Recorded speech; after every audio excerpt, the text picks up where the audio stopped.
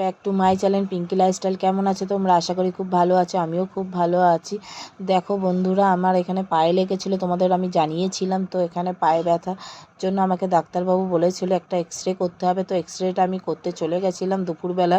তো দুপুরবেলা করে এসে তোমাদের প্লেটটা দেখাচ্ছি। দেখো প্লেটে দেখাচ্ছে রক্তটা জমে গেছে মানে হাঁটুতে। তো আসার সময় মিয়োমোড় থেকে মিঠাই আর তাতানের জন্য কেক নিয়ে এসে, আর আমাদের জন্য মাছের ফিশ চপ যাকে বলে, মাছের চপ, আর ওটা নিয়ে এসেছি। তো তোমাদের দাদাভাইকে বললাম তুমি খেয়ে নাও, কাজে যাবে। তো আমি বললাম তুমি খেয়ে চলে যাও, আমি পরে খাবো। তো বললো ভালো আছে।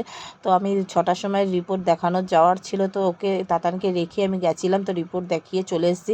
তো ডাক্তার যা ব্যায়াম ট্যায়াম করতে দিচ্ছে, যা যা বলেছে সেগুলো করছে। আর তাতানকে দেখো মুখটা কেমন করছে, নিচে বসে বসে দেখছিল।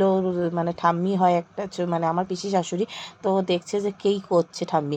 তো তারপরে চা করে দিয়েছিল আমার পিসি শাশুড়ি। তো আমি চাটা খেয়ে নিচ্ছি, বিস্কুট খেয়ে দিয়ে আমি ওপরের ঘরে চলে এসেছিলাম, মানে আমার শাশুড়িদের ঘরে।